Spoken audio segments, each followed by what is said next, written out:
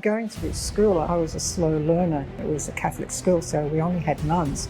Some of them were really tough. And I remember the day the nun told me to come up to the front of the class, and I had to work out a sum on the board, maths. They were already giggling just to have me walk up to the front.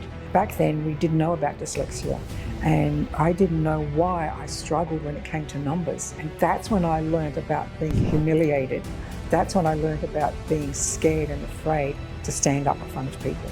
Just recently I've lost my mother. She was in the war times, in World War II. Many a times when they hear the air raids, they would have shelters that would run down underground in the shelters, and they never knew how long they'd stay under there. So you didn't know how much food you could bring. Mum always had a thing about food. There always had to be enough food. She would never waste anything. She said to us, I used to see my own mother have half a loaf of bread, and she would look at us and we would all be crying with hunger. Her mother would make sure that her children got bread, her husband got bread, and she would pretend she was full. Was conscious of the fact of being an example to them, showing them. There are times when I got nervous, I got excited, I got disappointed. And they also used to see me getting up early, preparing the meals at home, so I'd be ready to go down and do my training. They saw how I was balancing both. Show them what I'm doing now. This is my purpose. When they see that you're living with a purpose, then you hope to be that example for them to find their purpose. Mark Twain said, there are two important dates in your life, the day that you're born and the day you find out why. Make sure you take the time to like, share, and subscribe. Go and hit the subscribe button so we can keep giving you guys content, so you guys can be notified as soon as we drop some news and information that's really going to help you. And then another thing, guys, and by the way, subscribing, it doesn't cost any money, nothing, no dollars. Just go in there, hit the subscribe button. Again, Spotify, make sure you download our episodes on Spotify. We are exclusive to Spotify because we are getting that deal.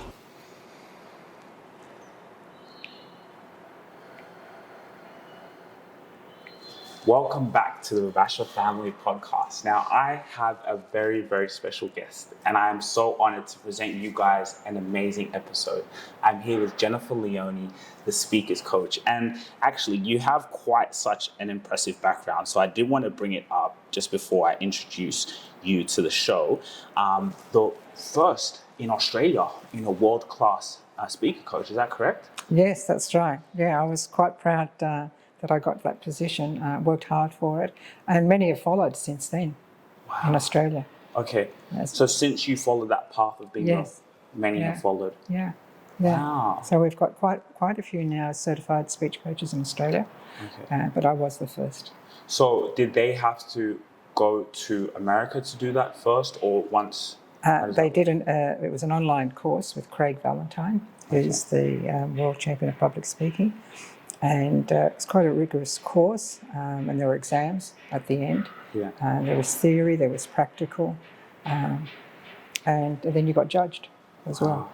Wow, amazing. So we're obviously truly honored. So also, you're a professional member of the Professional Speakers Association of Australia, member of the Global Speakers Federation, member of Storytelling Guild of Australia, member of Toastmasters for over 20 years, guys, over 20 years.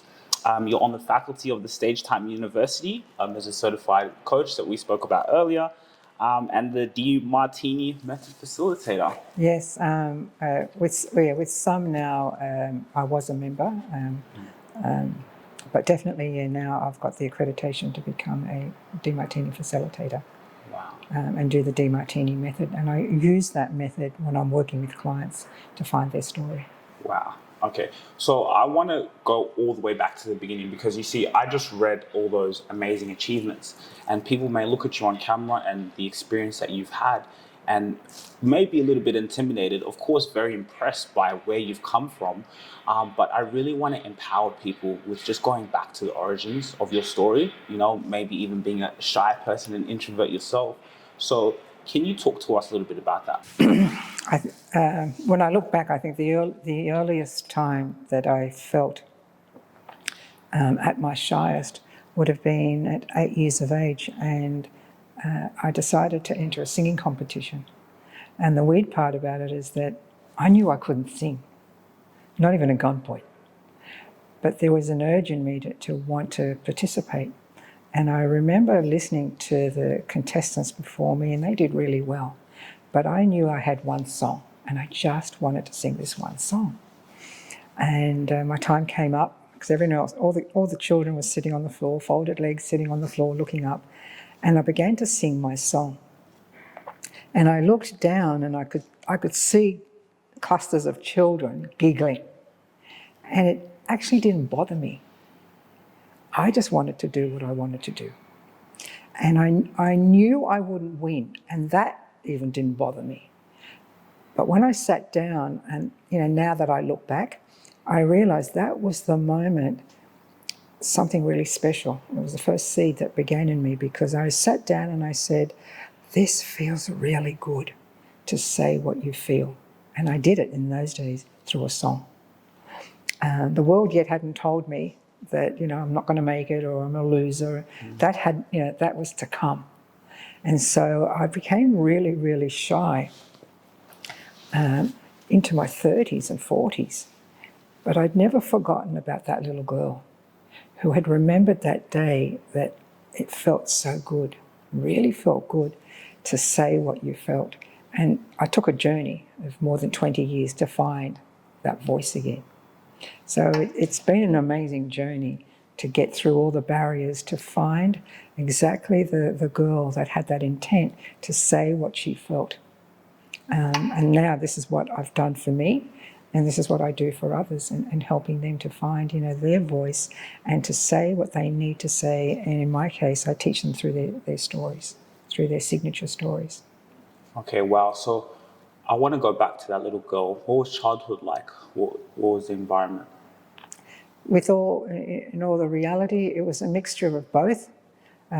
Grew up in a European family, so there was a lot of noise, a lot of food, a lot of commotion, a lot of relatives. But let me take you back to the little girl that sang that song. At the time, I did not realise why I chose the song, but I realise now when I look back. And the song, in the first line of the words was, "Blue, blue, my world is blue." And I knew it was blue, because as much as there was the fun side of growing up, there was a side where I was being misappropriately treated by a family member until the age I was 12. So my world was blue, and it was the only opportunity I had that day to tell everybody how I felt, because nobody at home believed me. And I didn't have the courage to say what I needed to say back then. So there was the good and the bad. What hurt me has helped me.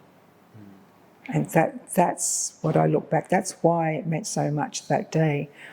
I didn't matter about winning. It wasn't about winning. It was about, finally I had an opportunity just to tell people how I felt. They didn't understand the story, but I needed to let it out. And I've taken a long, long journey to get through all of that, and to survive all that, to now share my story, but also help others who have gone through the same thing. Okay, wow. And so even just on the outside looking in and just seeing a lot of information about you, really adversity has really shaped who you've become, into where you are now. So the shyness, that it came from maybe that bit of trauma, right? Like, okay, and no one also maybe wants to hear. So can you talk to about us now after that moment, you expressing yourself? What was now life for you going through? Well, going through school, I was a slow learner, and back then it was a Catholic school, so we only had nuns, and some of them were really tough. And I remember the day that the nun told me to come up to the front of the class, and I had to work out a sum on the board, maths. And I remember they were already giggling just to have me walk up to the front.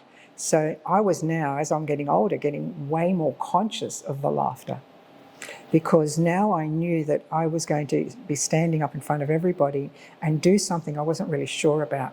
And back then we didn't know about dyslexia, and I didn't know why I struggled when it came to numbers.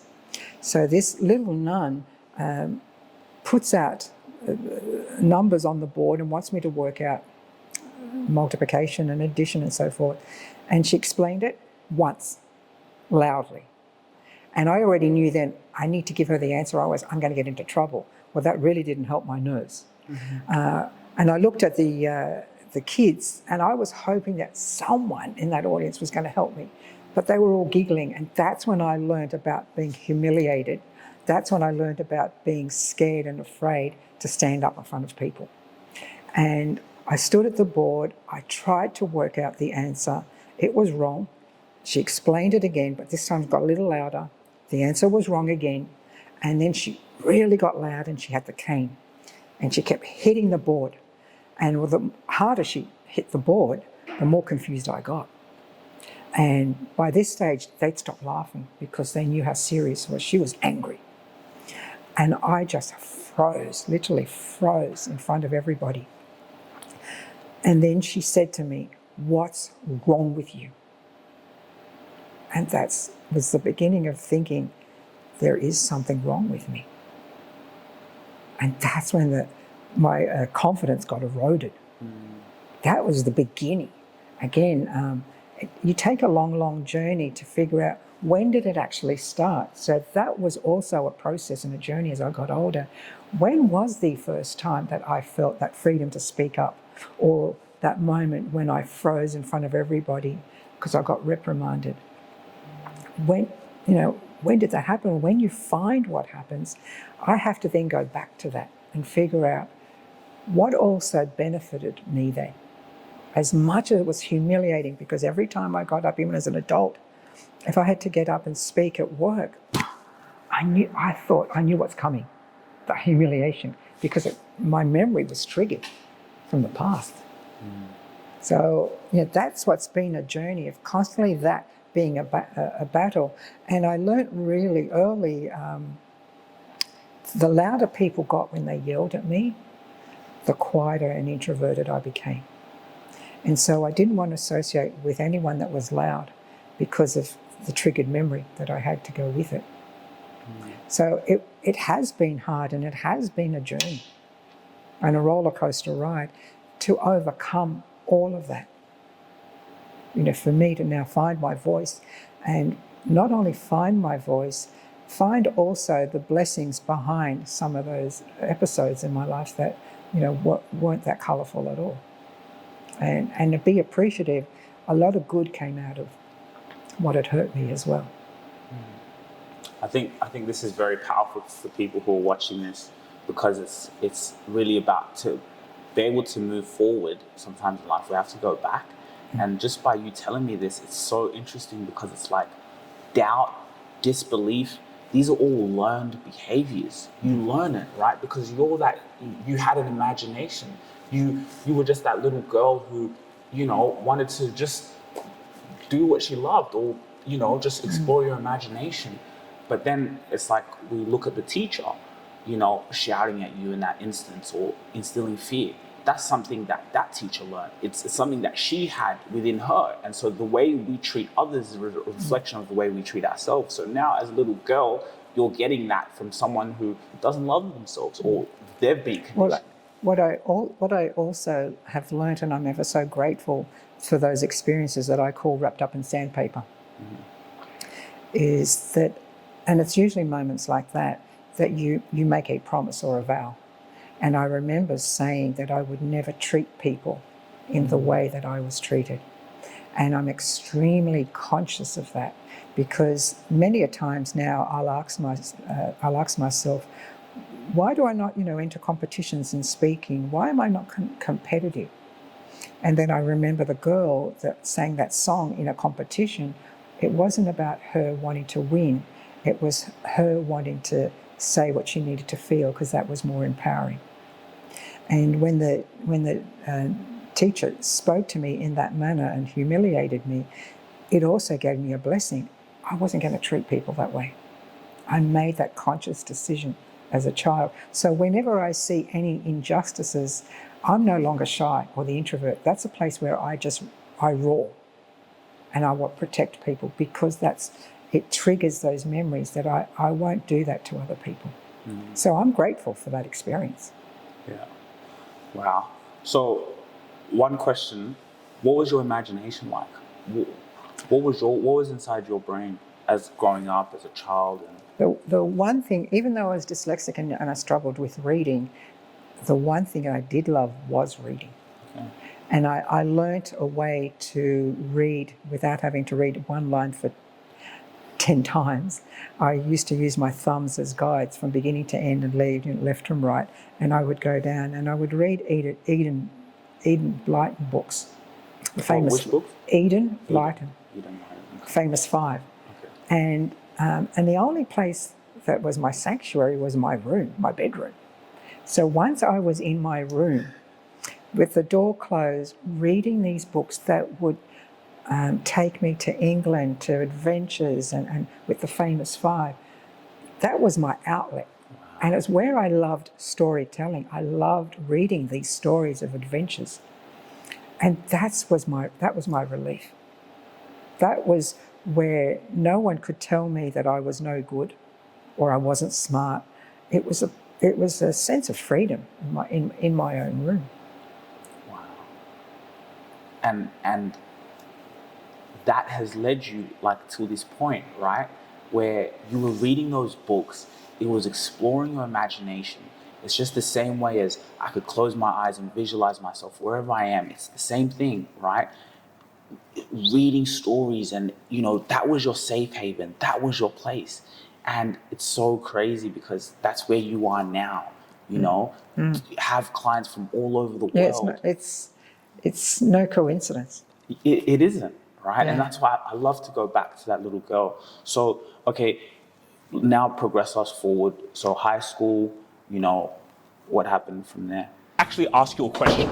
I want you to think about this question. Are you an authority figure in your space? I know you're an entrepreneur, well, you're a solopreneur and you're determined, you're a thought leader, but the question is, are you an authority figure in your space? Because let's be honest, how are you going to separate yourself from your competitors? Where is your personal brand? And you know what? We have actually something very special for you. Follow me.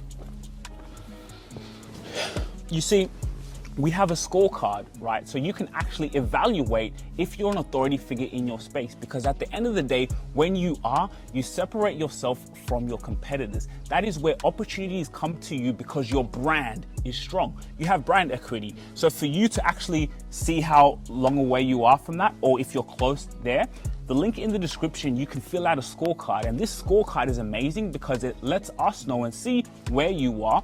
And it's just for free for you to actually see where your business is, where you are as a solopreneur, and how you're going to get to that level of being an authority figure in your space. Because you see, here at ETS Rubasha Media, I'm going to be honest with you, we are at limited capacity. We only want to be able to tailor our clients to the ones we know we can deliver value, because value takes time and we want to be able to work with your business. But the scorecard is actually just for you to see where you are and are you an authority figure? Think about it and we'll see you. Link in the description.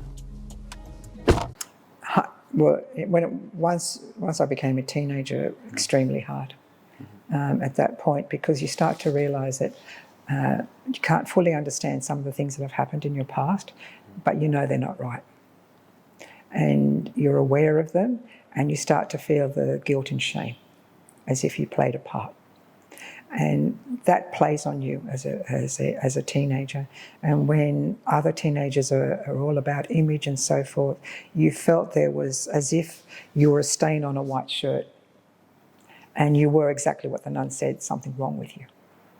So that was really hard times.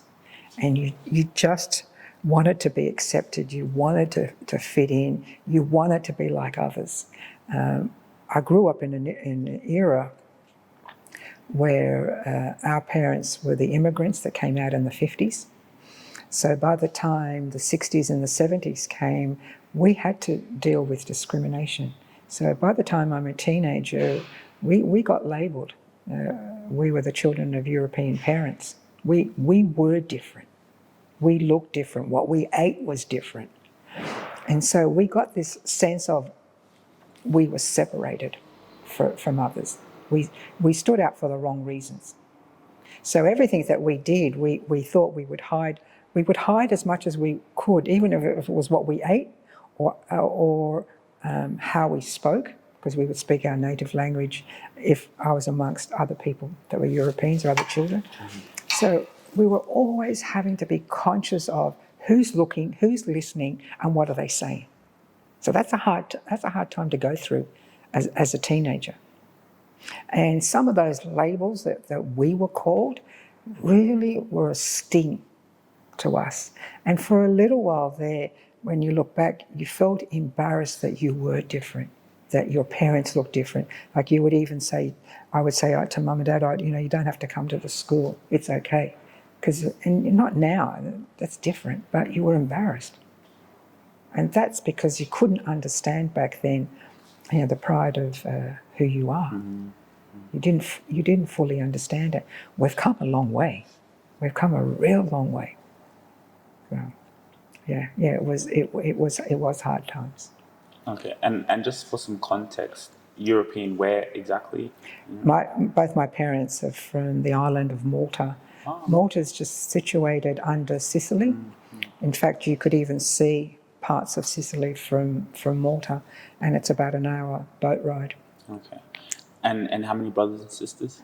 I was the first, so mum and dad, once they married, mum was expecting me straight away and was on the boat. So I actually started in Malta, but I was born here in Sydney, Australia. Yeah. And then I had a brother 5 years later, and I had a sister 7 years later. Wow. So I was the eldest, and we lived in the one home until we all got married. Wow. So we've never known about moving around. Yeah.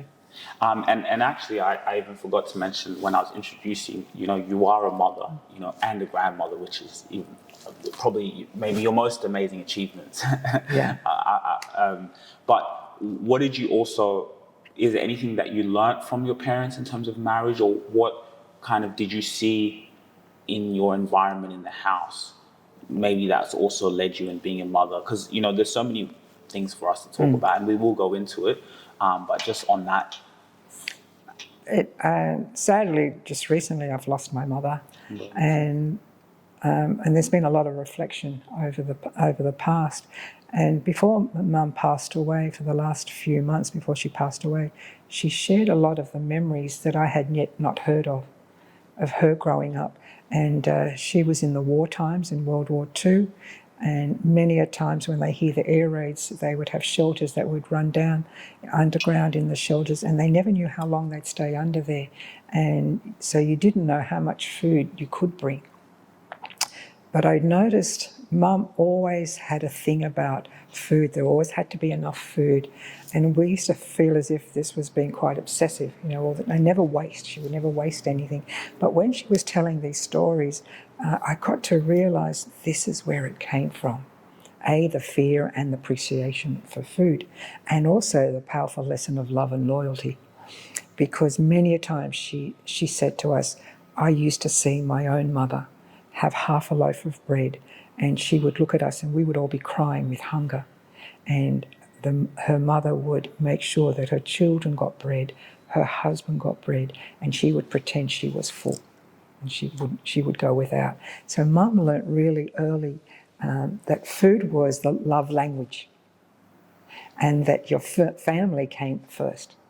You sacrificed and they came first. So that I'm ever so grateful for that powerful lesson that Mum has taught us, that our family do come first, and we do what we can do for them to the best of our ability.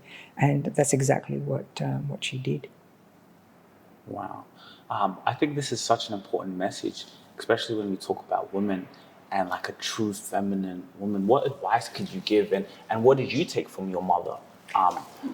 She was strong. She did have she would have an opinion. She wasn't shy. She was soft. She was caring. She could be stubborn.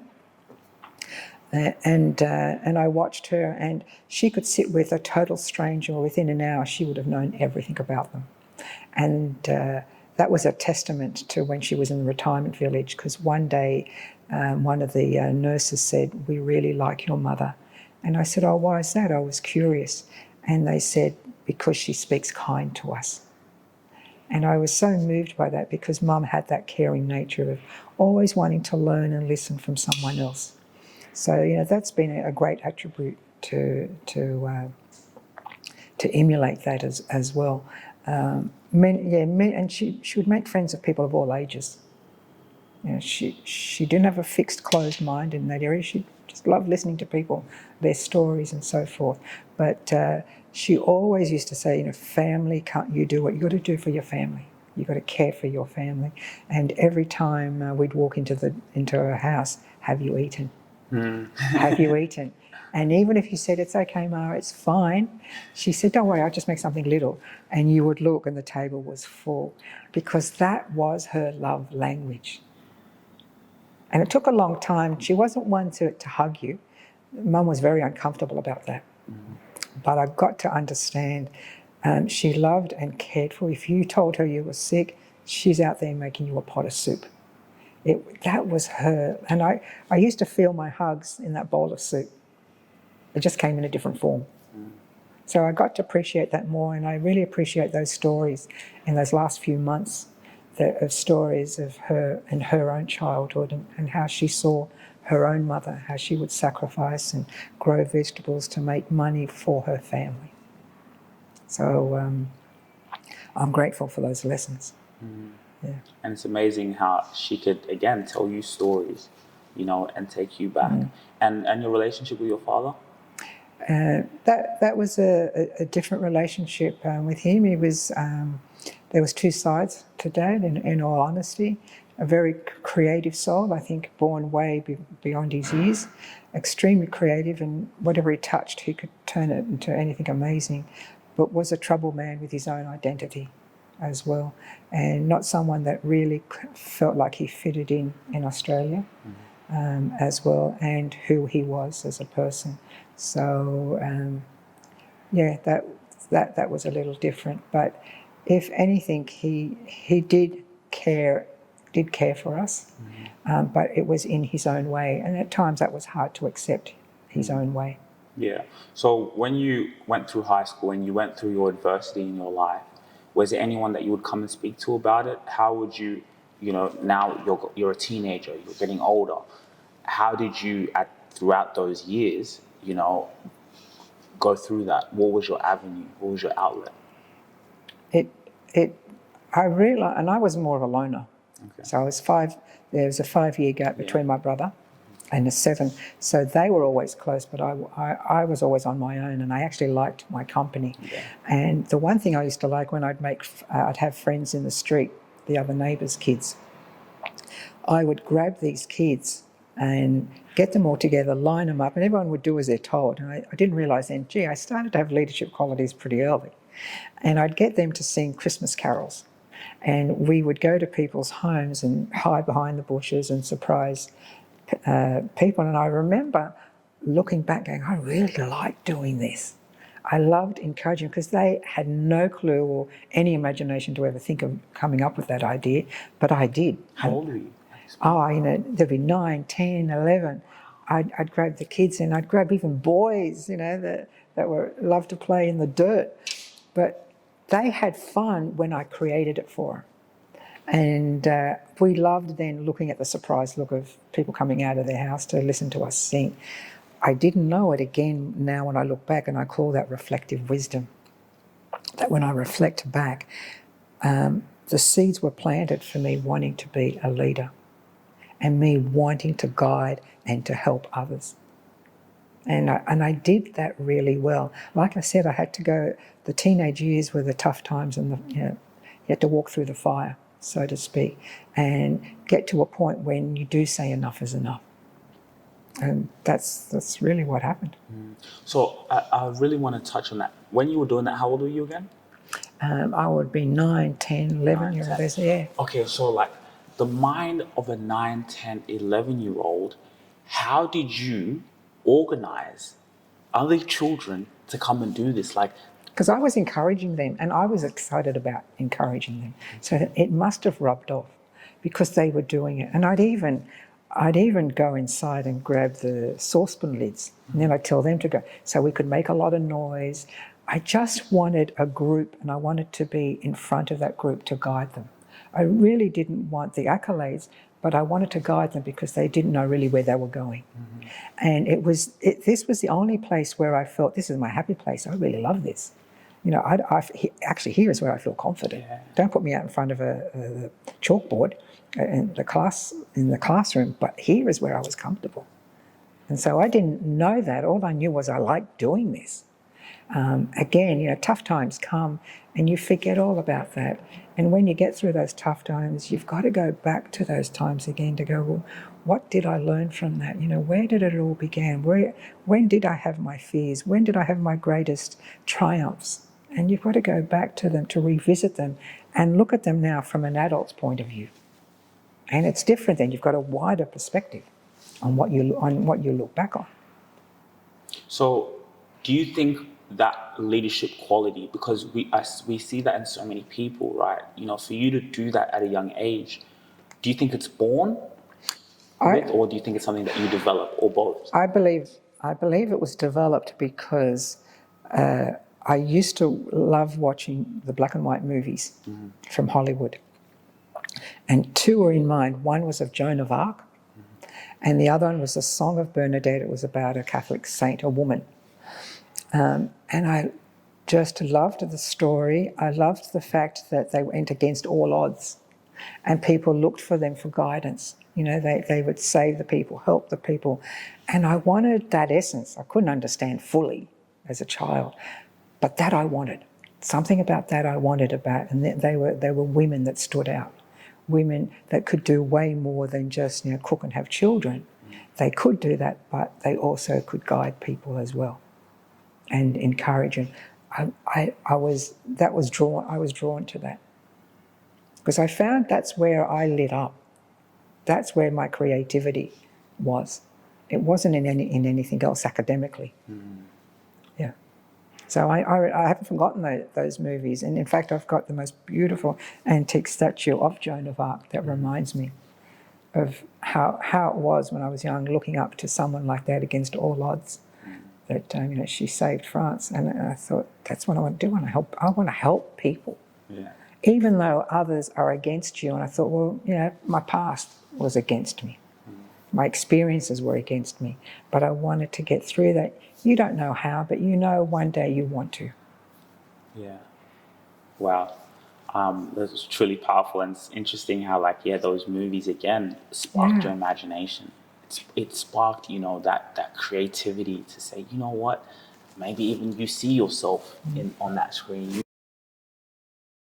I've always been someone who's wanted to create from my imagination. Football has been a huge part of my life. You see, as a professional footballer, I have dealt with injuries before. That pain of not being able to be on the field doing what I love. But I've been introduced to something amazing. Body ice recovery helps people of all ages recover from their injuries and fight pain and inflammation naturally using simple ice and compression. I have the medium universal pack, which is perfectly designed for knee injuries. For example, I've been going through my patella tendon pain. As a professional athlete and entrepreneur, I can't stress the importance of looking after your body and being able to use body ice recovery to recover from your matches and be out there doing what you love. Go get yours today. In our era, women were expected either to, when they left school, would either work in a bank, do secretarial course, or marry and have children. Wow, that's it. That's it. And in those days, most girls would only go to year 10. Very few went on to year 11 and 12 or go to university. It really wasn't encouraged, and I was told back then that it would have been a waste of time for me. So I left in year 10, and I remember then my parents put me for a year at secretarial school. Again, the dyslexic person trying to learn shorthand. It was fun and games. I liked some of it. I couldn't understand all of it. I'm grateful now that I can type. That's great now when I'm on the keyboard and so forth. But I got to understand a lot about the principles of being a secretary, customer service, bookkeeping. So all those things have been of benefit. But it was not that long after, a few years after, that I married early. I married when I was 20. Okay. And at 21, I had my son. Yeah. So by the time I was 25, I had three children. Wow. Yeah.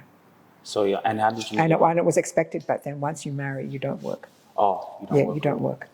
Yeah. So wow, 25, you already have a couple children. So now, what led you now to, becoming a speaker and a coach?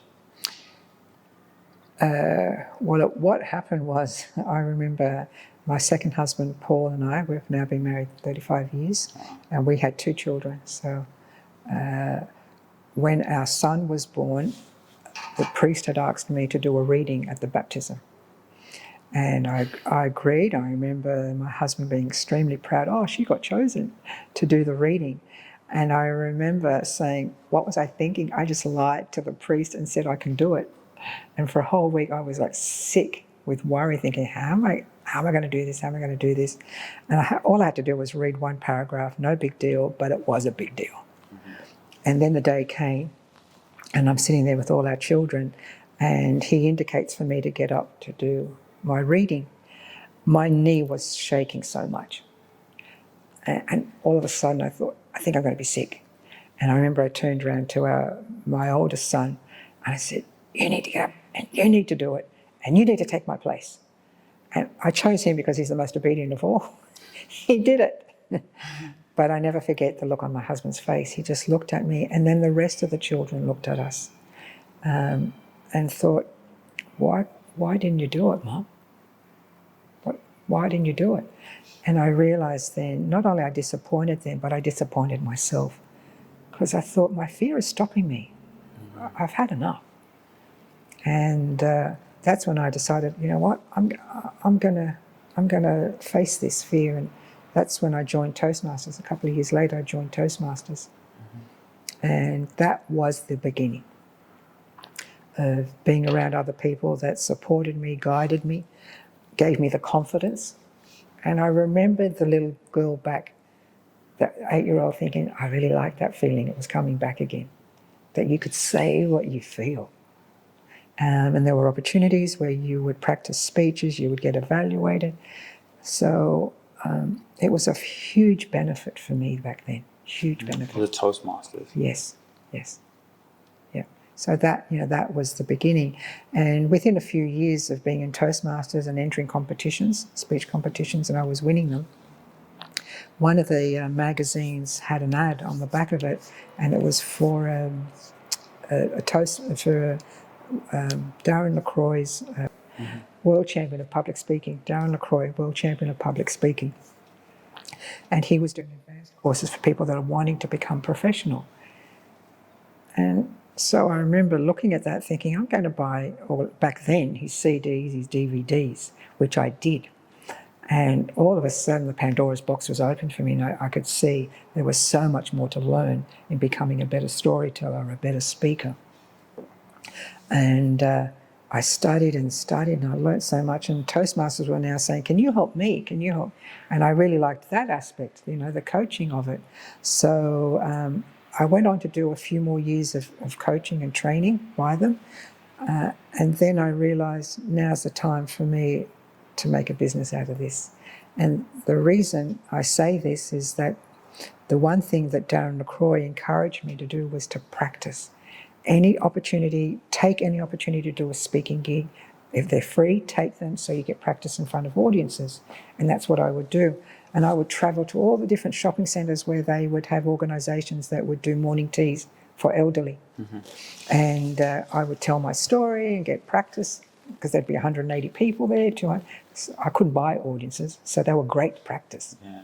But one day, I remember an elderly man came to thank me. And he said, I really appreciated your story, and I loved that message you told to us. And I thanked him. He was as polite as all the others. But he slipped something in my hand. And when I looked, it was a $20 note. It had been folded like 4 times. It was so flat, you could tell it'd been in his wallet for a long, long time. Mm. And I remember getting into the car, and I kept looking at that $20, and I was so moved because he didn't have to do it. And he paid me for speaking. That was my first paying gig. That's when I realised, maybe I can do a business from this. So I'll never know who that person was, but he planted a seed for me, and that was when I decided to go back to the States to learn how to be a professional speaker and coach. And that's where it began. So it was like, that was like the day it's like you find your purpose. Like, Yeah. you know. Because I thought then, if he paid for that he didn't have to pay, then it was worth paying. So I thought, I need to get really good at this, so that people would pay me for my services. Because this is actually what I love doing. No different to me guiding those kids on the street that day. This, when I looked back, I got that same, fuzzy feeling. I loved doing this. Wow. It's also kind of getting goosebumps because, like, even just to be in this setting, this is what, like, I love doing. And, like, you can see that in someone, and it's like, it's why you're still here, still doing what you love. So talk to us about the experience of now going to America. You're like, okay, cool. Now I found my purpose. I know what I love to do. And also how, like, your husband also, in this, even seeing you progress from not being so shy in a church, him looking at you, he was so excited that, yes, my wife, I can tell all my friends. And then, so like even for him to see you progress and then, even take it on as a business, what was that like? At the time, we lived on 5 acres and I had this really large empty room. That we kept for storage, but my husband said to me, if you want to do a business, he said you could do it from home. And he said you could start it up in our, it was a large training room that we had, an empty training room. He said, you could do it from here. Well, that was it. That's all I needed. And I remember we cleaned it all up and I ended up buying the chairs and the tables, and I would have my conferences, I would have my workshops in there. I had all my equipment in there. I had the large screen. I had everything that you needed for training. And at the same time, I also could go up and cook a little bit up at the house, then come back down and work. For me, that was my creative, the balance that I loved, because I loved business and family equally. So that really served a purpose and did extremely well. And we're on 5 acres. They'd have their lunch break. They'd walk around the gardens. It worked out really, really well. And I'm ever so grateful for that support because he was such a success as an entrepreneur himself that he encouraged me in that area. It was something that he could identify with. And even to this day, he loves to hear the experiences I've had with my different clients and hear their stories. So he's always encouraged me. I've always been grateful for that. And I love that because I love the dynamic, and I feel like that's really important to have in a relationship. You have the masculine man who then also supports you. It's very easy, not easy, but, a person, a man especially, could be in that thing of, I wouldn't say insecure, but, holding you back or whatever the case is. And to be fair, when Paul and I met, we both had 3 children each, and then we married and had our 2. So we had 8 children. And I remember there was a time when I said, I need to do some creative thing. I really want to, go into business. He said, look, you can do it. But he said, now's not the right time. We need to take care of the kids. Once, they get to a point, he said, then do what you needed to do. And I was patient enough, but once I felt they were all old enough to take care of themselves, then I had the full support. Yeah. So he was fair, and I was fair also, that they had to come first for a time, and then after that, they got used to me being down back in the train. Where's Mum? Oh, in the training room. Yeah. And it's like, you have that nurturing thing about you, the nurturing, the love, and it's like, okay, I don't know, I just feel like that's so important in a relationship. And I think to be able to learn from, just your story there, how, having also the support of a loving husband to say, okay, look, why don't you start the business from home? Give you ideas, help lead you, and you know what? And even just going back to what you said about mixing the family and business, right? I think that's such an amazing... As kids they would help me set up the room for training as well. And also, I was conscious of the fact of being an example to them. Look, I get it. Managing invoices, clients, it can be a chaotic juggling act. It's overwhelming and time consuming. But guys, what if there's a business companion that could whisk all these problems away, transforming your chaotic workspace into a streamlined, efficient hub with just a laptop or your phone? Welcome to FlexiGrow. the ultimate solution to your business management and challenges. With FlexiGrow, you can bid farewell to the mess. It consolidates all your finances, customers in one organized place, giving your business that much needed professional edge. Don't you want to get ahead? Why wait? Give FlexiGrow a go and build a greater business. Revolutionize your business today and download FlexiGrow on the App Store. And showing them, there are times when I got nervous, I got excited, I got disappointed, I'm eager to help. So they got to see all those aspects, and they also used to see me getting up early, preparing the meals at home, so I'd be ready to go down and do my training. They saw how I was balancing both as well. And hopefully, they're all adults now with their own families, but I was hoping to be that example, to show them that, and also to show them what I'm doing now. This is my purpose. Mark Twain said there are two important dates in your life: the day that you're born and the day you find out why. And I found out why. That day when I was grabbing all those kids on the street and getting them to follow me, this is what I wanted to do. So when they see that you're living with a purpose, then you hope to be that example for them to find their purpose as well. Wow, powerful. And I think also, a little bit of background why I'm also passionate about this is because, I actually had my father tell me about my granddad, right? And how he was an entrepreneur, just the same thing. Like, my dad would tell me he was passionate about his business and he loved to do what he do. And he's telling me this on camera. We never even spoke about this, right? So I'm like, when it comes to this, imagine if my grandchildren, they can come and watch me. Not only can they hear stories about me, but they can come in, times I was vulnerable, and I'll take out the camera and say, hey, I had a bad day today.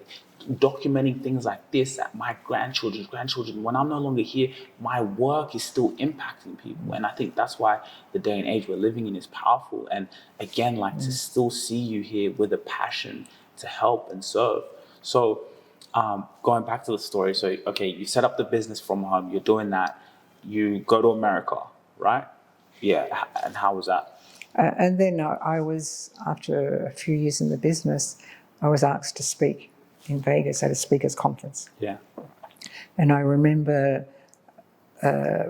standing behind the curtain as the MC was introducing me. So I could hear him introducing me to the audience, and I'm standing behind the curtain, and I can't help but think of my journey, of how it has been to get me to this point, and who would have thought. Like my husband often says to people, she used to be really, really shy. She couldn't even get up and read a verse at the church. And look at her now. I can't shut her up now. But I actually, when I'm there waiting, I just thought of this journey. Everything that ever happened, every twist and turn and dip, it was all worth it. It really has been all worth it. And I want to help others find that missing piece in them that can open up that door for them to find whatever it is their purpose. And I find without the lack of confidence and without self-esteem, it's harder to find. And it's harder to take it from there. So this has been really important for me. And I find through people's life stories, there is so much that needs to be shared to encourage others that are in similar situations. And what I found is most of the people that I've worked with, and they've had some of them have such tragedy in their life, but I found they were the most giving. They are the ones that want to help their communities, the country, the world, and want to pass on what they've learnt so that it's not wasted. So I want to play a part of that. And I think what you do is so important because it goes beyond just even people who want to be speakers. This goes for parents. This goes for leadership in business. Like, you have a team, you got to be able to learn, how can I speak to them effectively, So I think the services that you provide and just who you are and what you do, it goes again, beyond just the speaking realm. And also too, when leaders with teams, sometimes they're misinterpreted. And sometimes they don't realize it's their tone of their voice. Or sometimes you will find arguments and disruptions in the corporate world because they've been either misinterpreted. And that's another area that I'm extremely conscious about. How do we say what we need to say to get that point across? Because it's not just what we say, how do we say it? And in return, how conscious are we? How do we make people feel as well? Will all play a part in what comes out, in what we say and how we say it. Okay, so if I was to give you a practical example, an employer, boss, and I have my employees. How do you communicate to an employee where it's like their work is maybe lagging behind, right? How can you be able to communicate effectively to bring out the best in that person without, maybe reacting or instilling fear, I can give you an example of that, where the owner of the company called me and he said, look, next time you're in to do our sales training for our team, there's a particular member great at what he does, but unfortunately he's got a personal hygiene problem.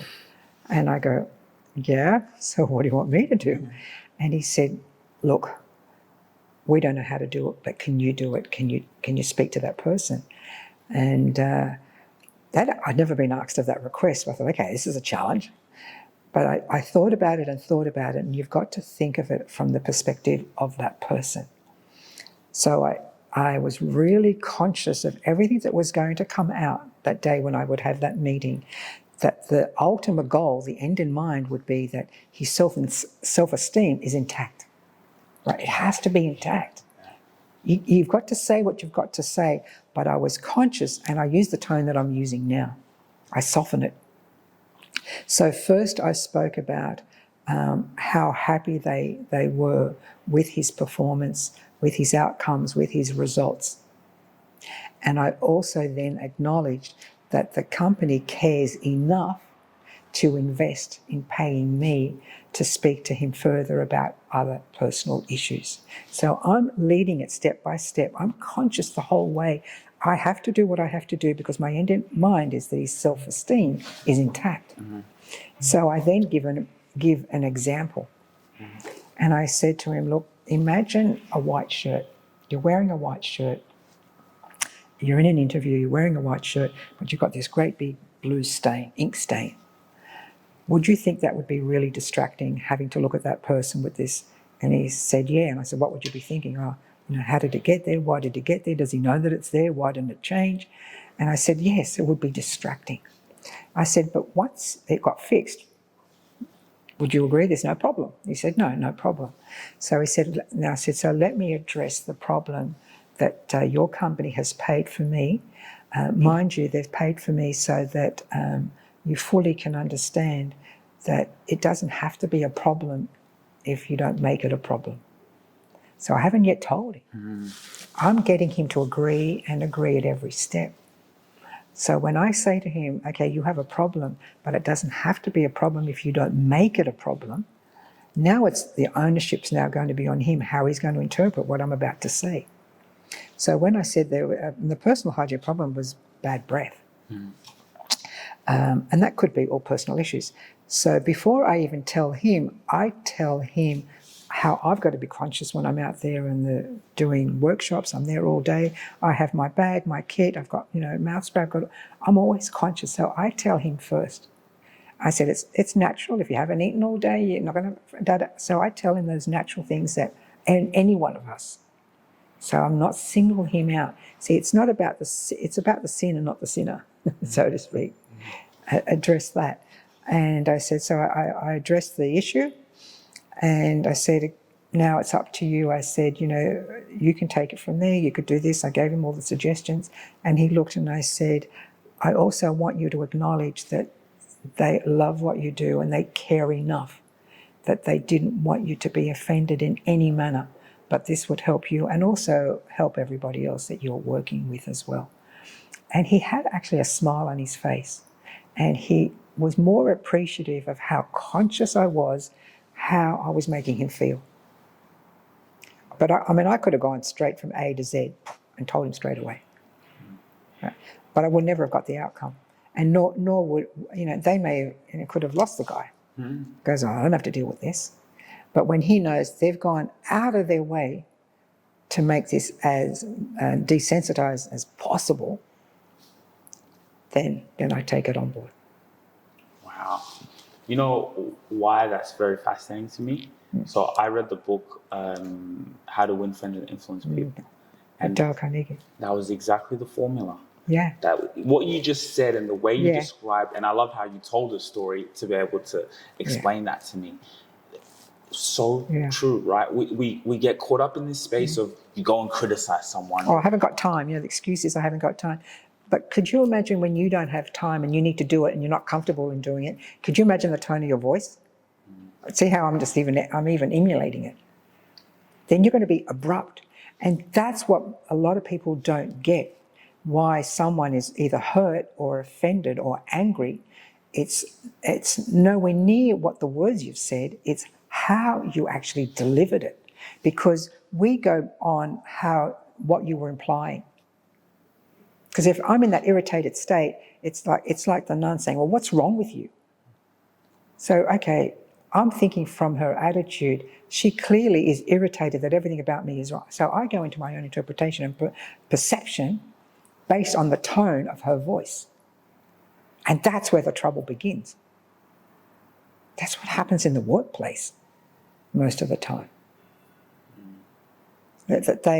Their tone of their voice, they could be tired, angry, haven't enough sleep, and they have no idea or clue.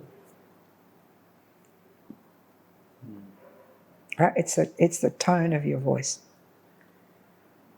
And even the way you said it, right? Like it was. And obviously not reading. You're not reading your environment. You're not reading you're not reading the situation. I give you another perfect example that I use when I was doing my workshops of being conscious of your environment, conscious of the people you're speaking to. Sadly, about 17 years ago, we lost one of our children, a stepson, and it was in this grieving process. We were getting a lot of flowers delivered to the home. I'm here at Bondi Beach in Australia, and we're asking people to smell and try the Itara perfume. What do you think about the perfume? To be honest, I am very intrigued by it. I am also slightly turned on by it. Yeah, I think it's spicy, it's sexy. I would wear it at night. I also think my mum could wear that. I think it's kind of like a unisex scent. And it's gorgeous. And the amazing part about it is you can take it anywhere, environmentally friendly, a long-lasting scent. Tell me how it's environmentally friendly. No spray, you know what I'm saying? You just The roll-on. And conveniently pop it into your purse and you can roll it on. Head over to the Itara website and you get access to the Discovery Set, a set of samples that you can try on and really see what works for you so you can go out into the world feeling fresh and confident. That I think people need to hear. So I mentioned that we'd lost one of our children and we're getting a lot of flowers delivered to the home.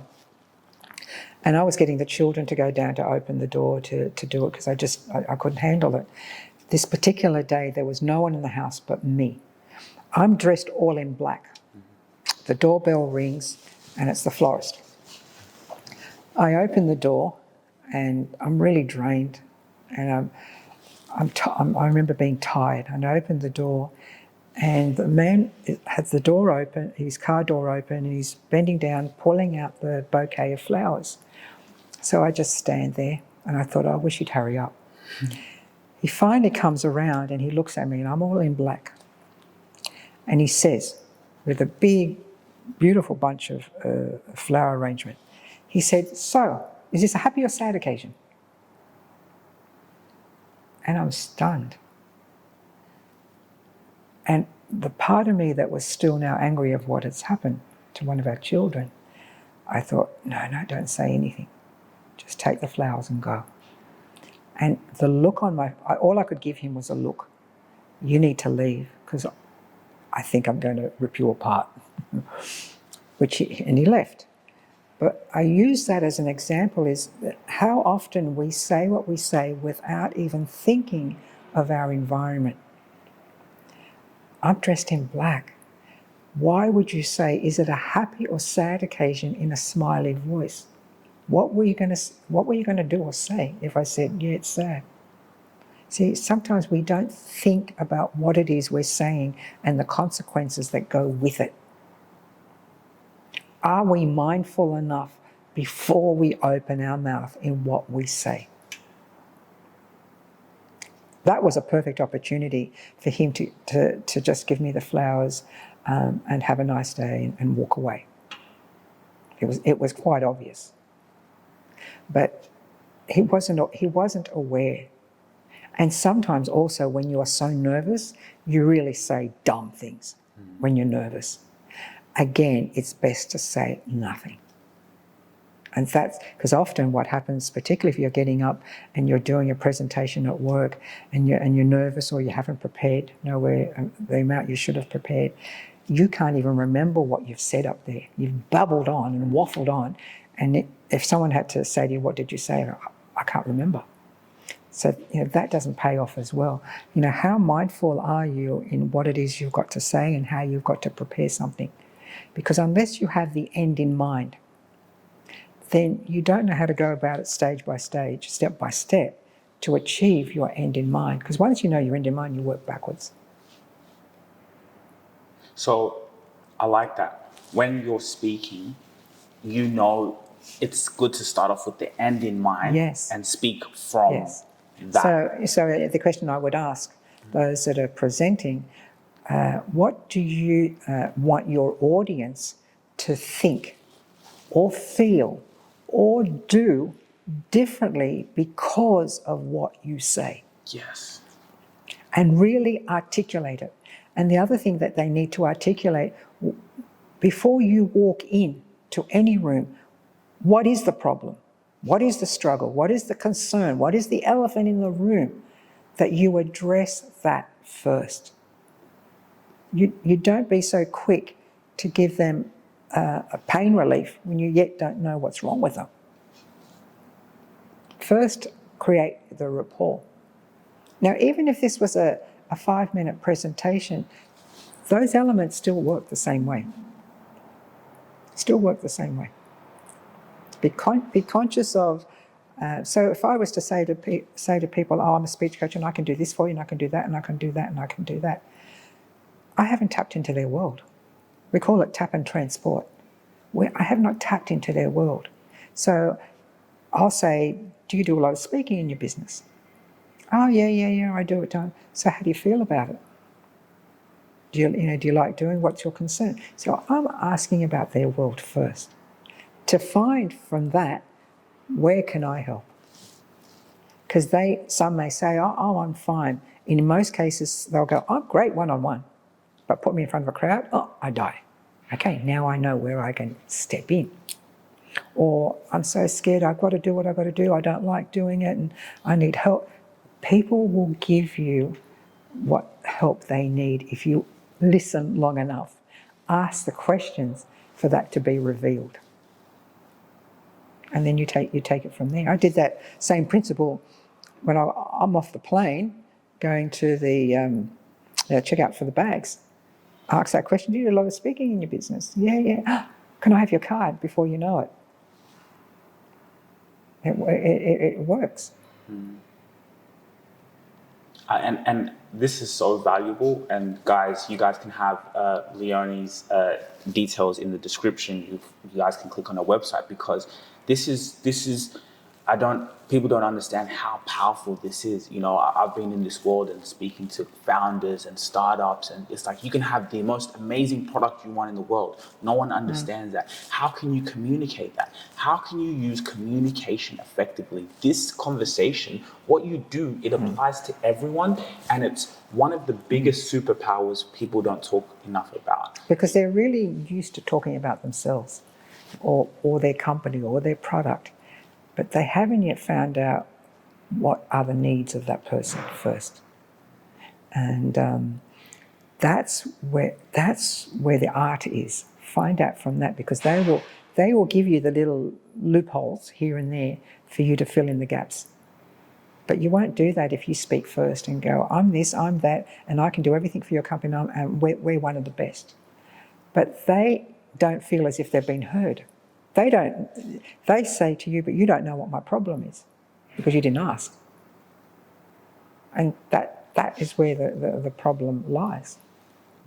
So I had a couple that come to me that invented a product for women when they're on a motorbike.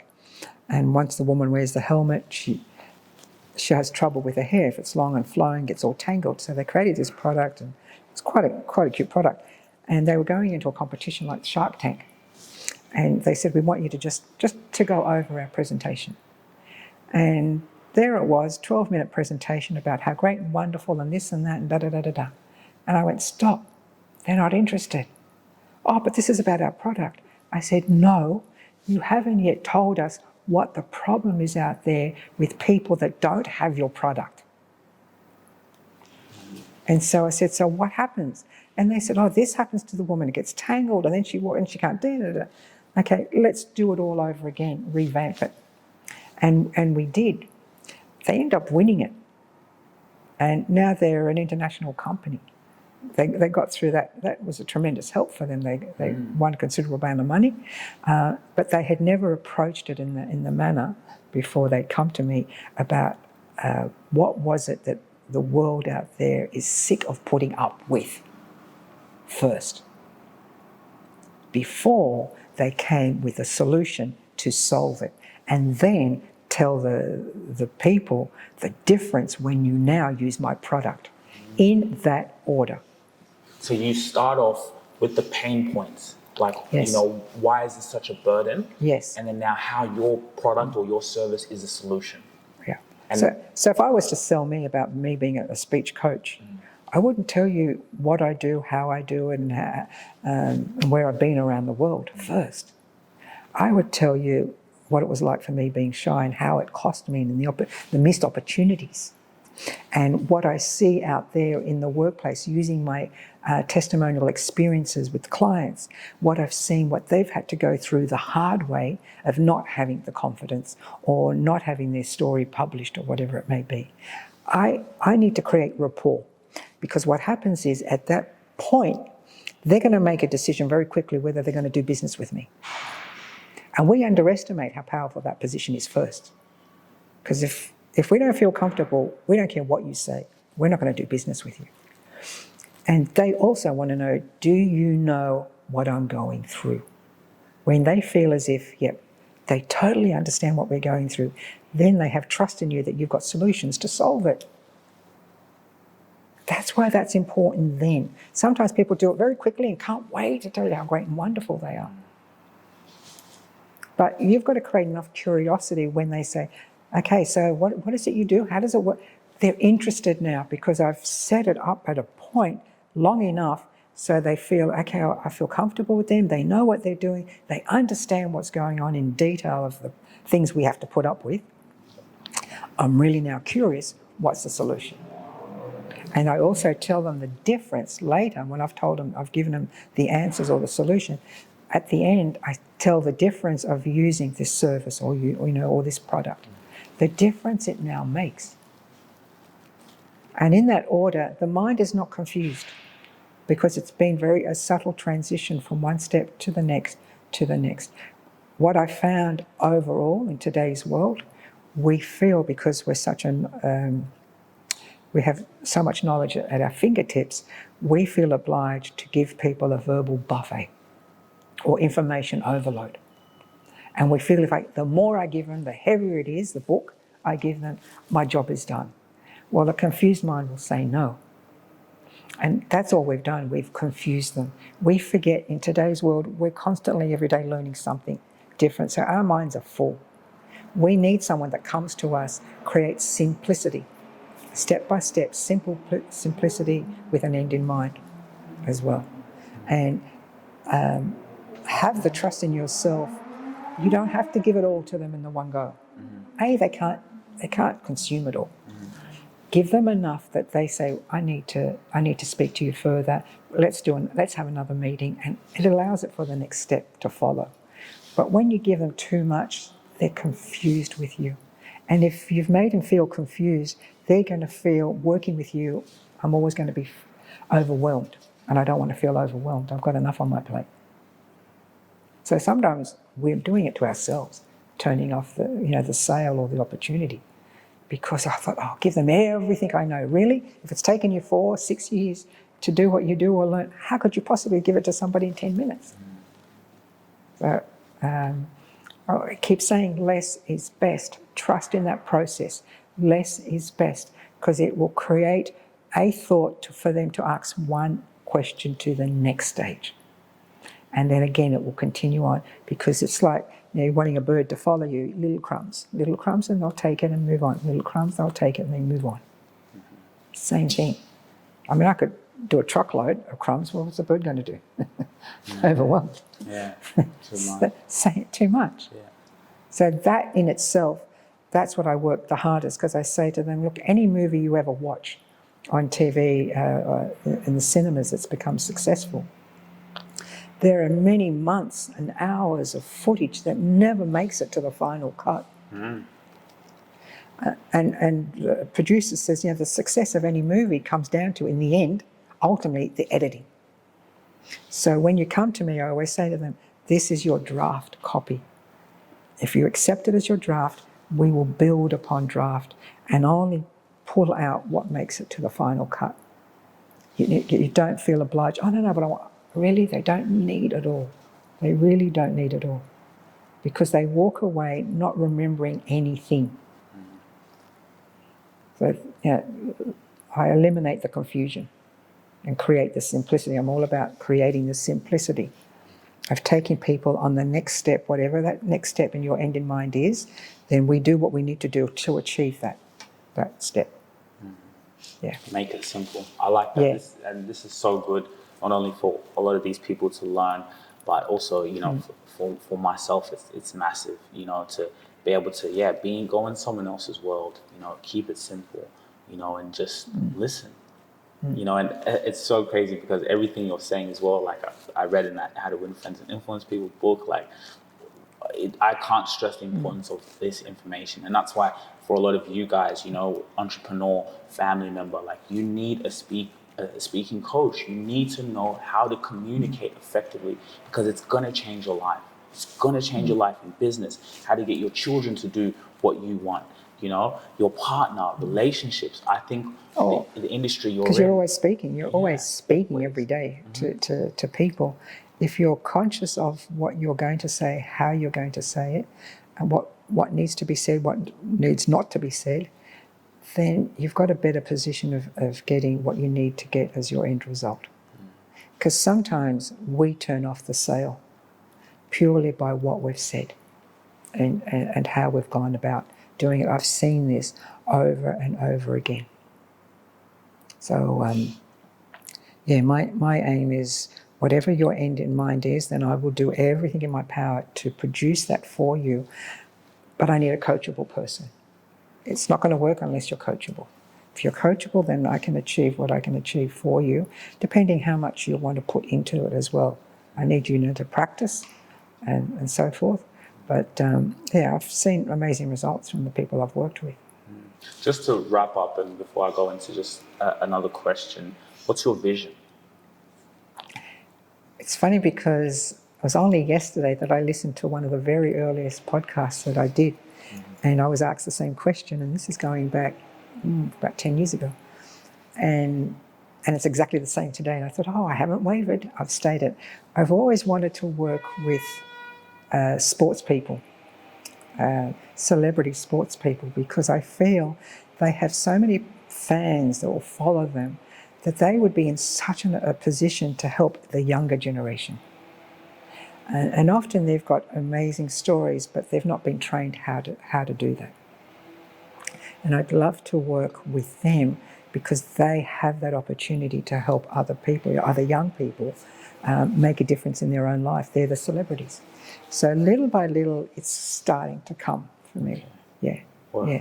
yeah. And I've trusted in and manifested that, and it. Surprisingly, little by little, I'm never surprised now what starts to fall into my lap because of what I put out there.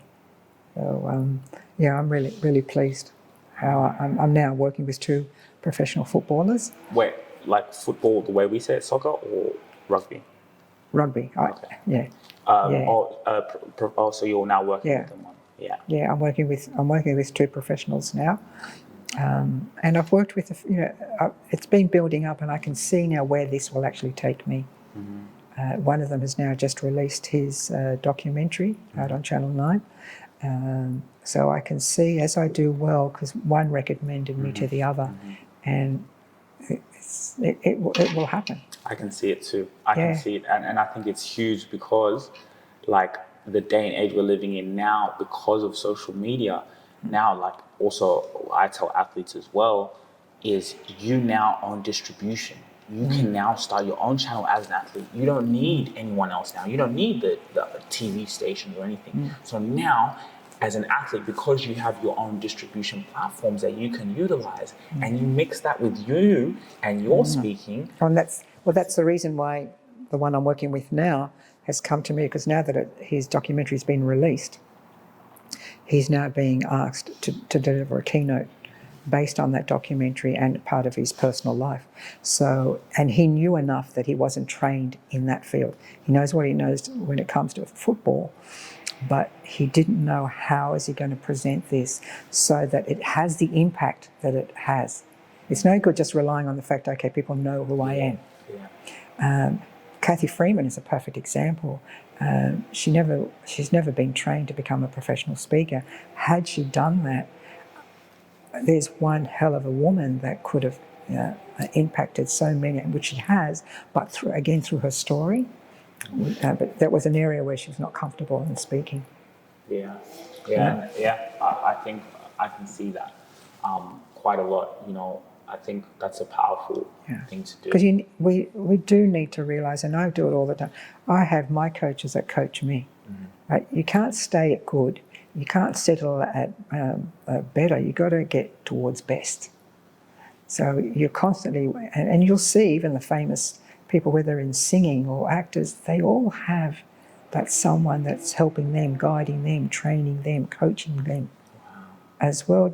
It's sad when I see some of the younger speakers think, oh, I know what I know.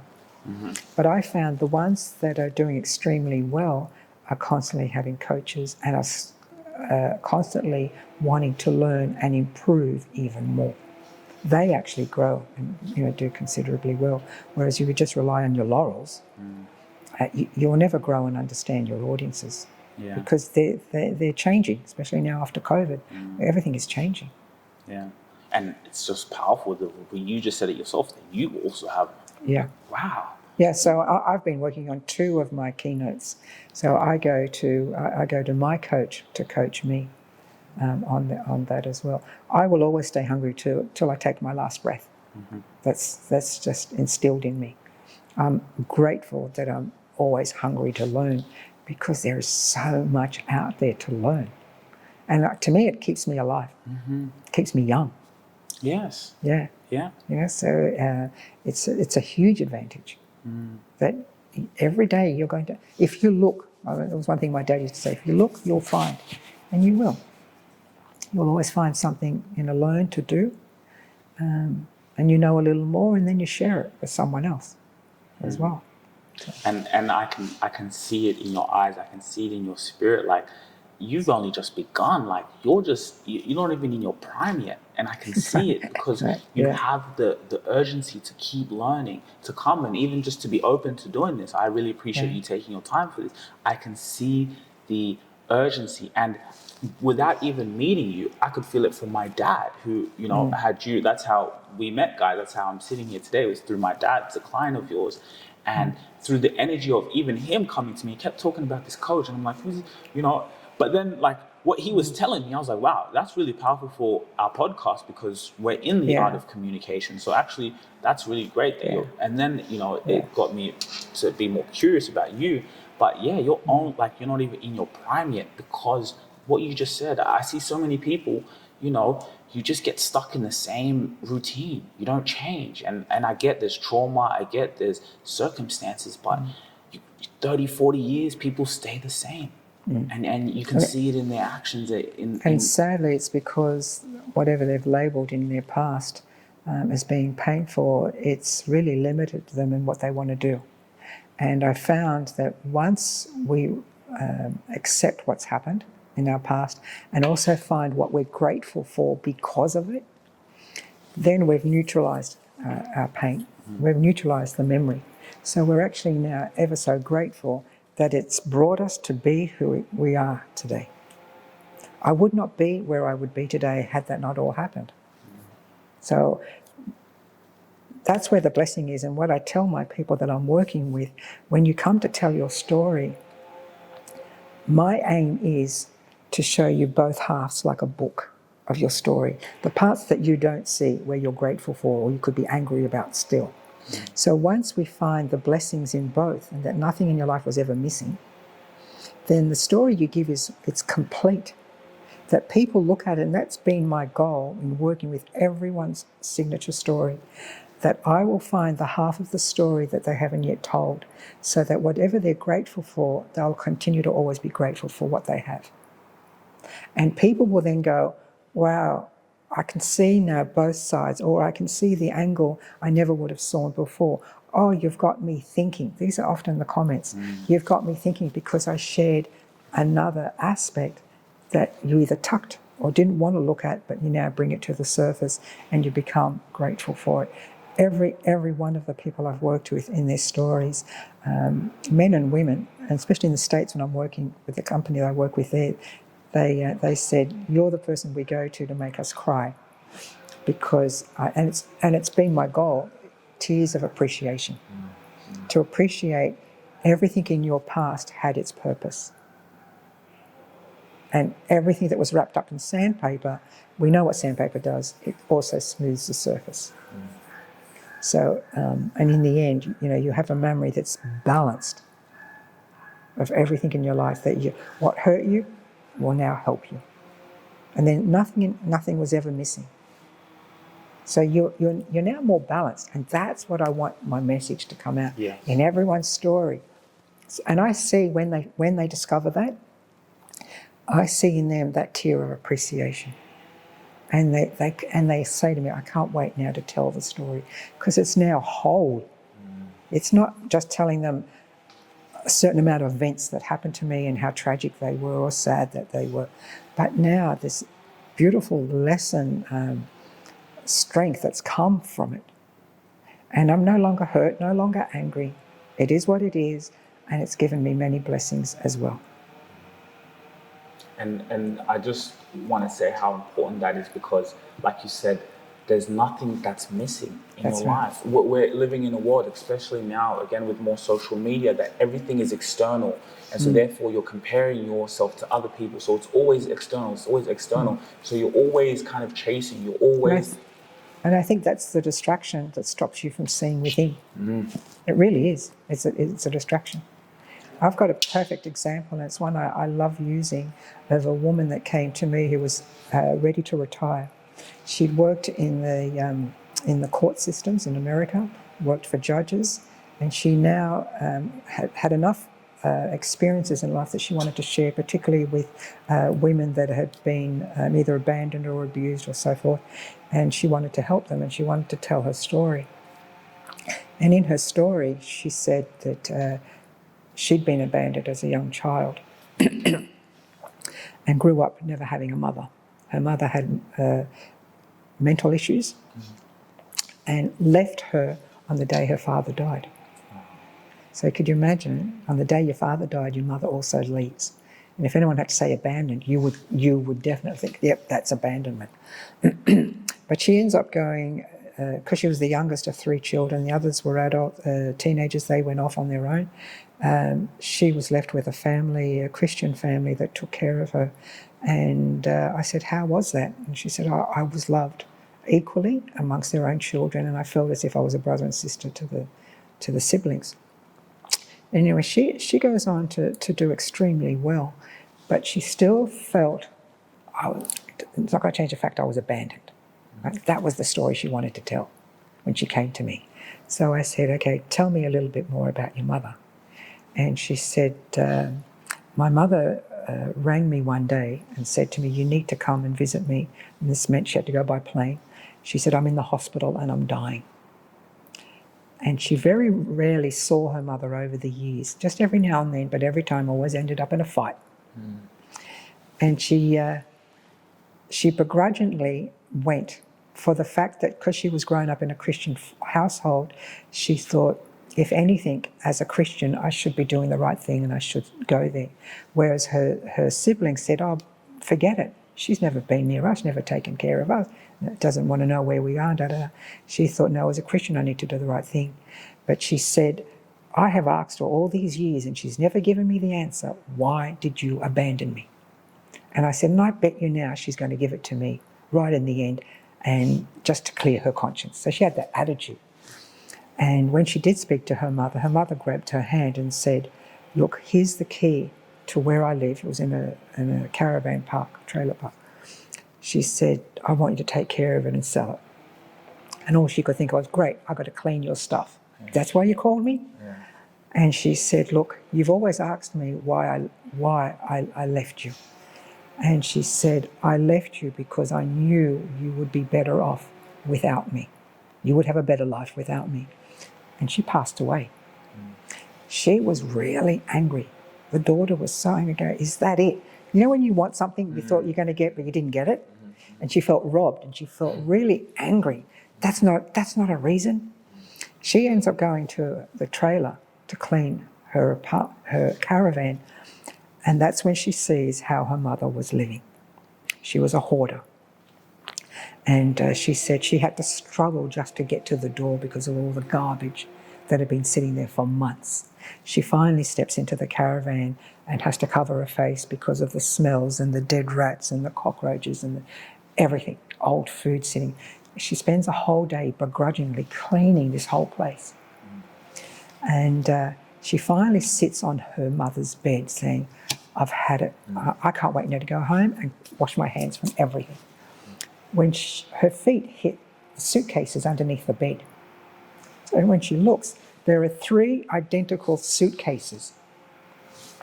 She's curious, she opens them. Each one had the name of of the children, the siblings. And when she looked in each bag, there were conversations that her mother had written on napkins to her children.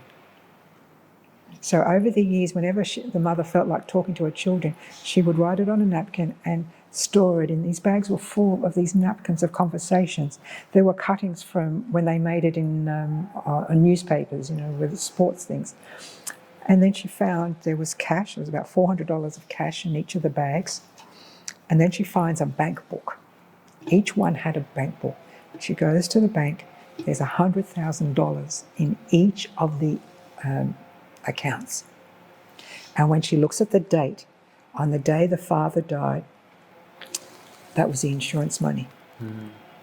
And this woman struggled, lived in filth, went without, and yet never touched that money. Make sure you take the time to like, share, and subscribe. Go and hit the subscribe button so we can keep giving you guys content, so you guys can be notified as soon as we drop some news and information that's really going to help you. And then another thing, guys, and by the way, subscribing, it doesn't cost any money, nothing, no dollars. Just go in there, hit the subscribe button. Again, Spotify, make sure you download our episodes on Spotify. We are exclusive to Spotify because we are getting that deal. She said, isn't this unusual? And I said, let's stop here. We need to stop.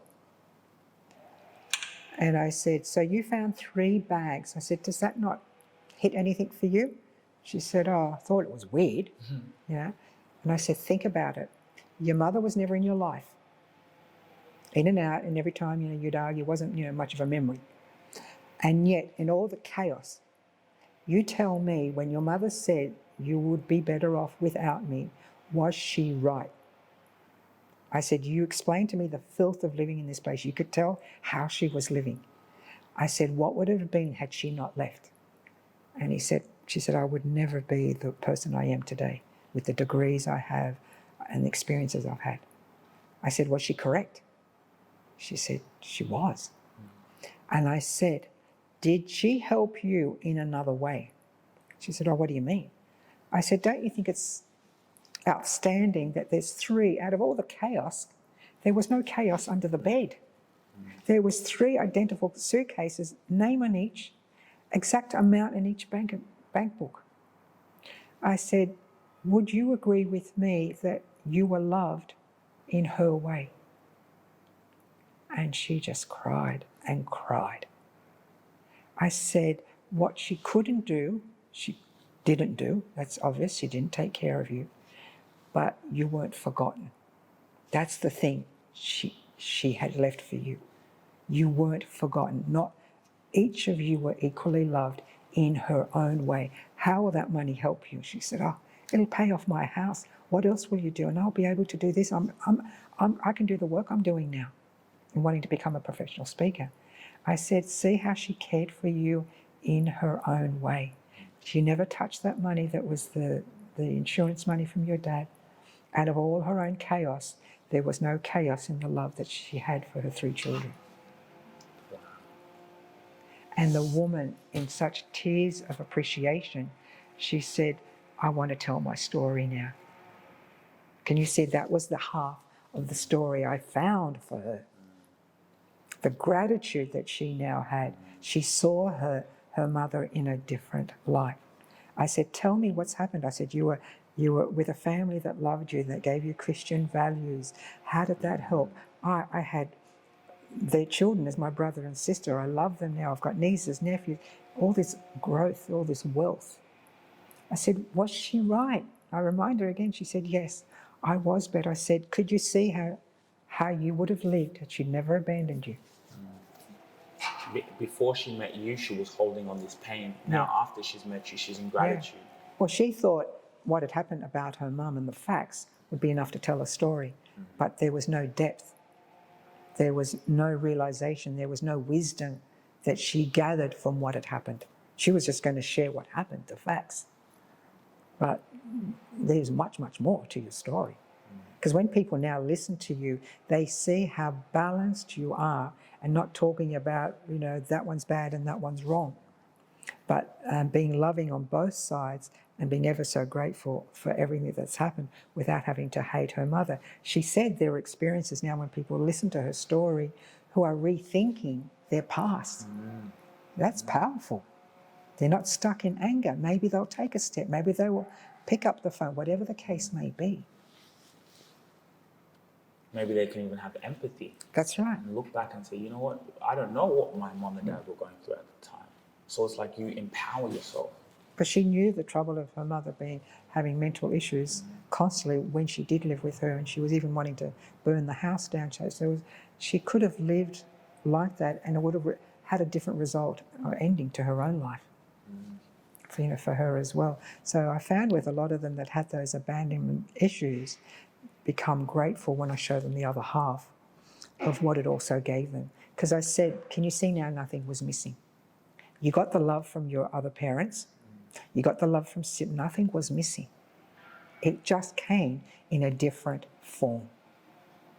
And you were loved and never forgotten, no matter what your mother was going through, because she would even eat expired food.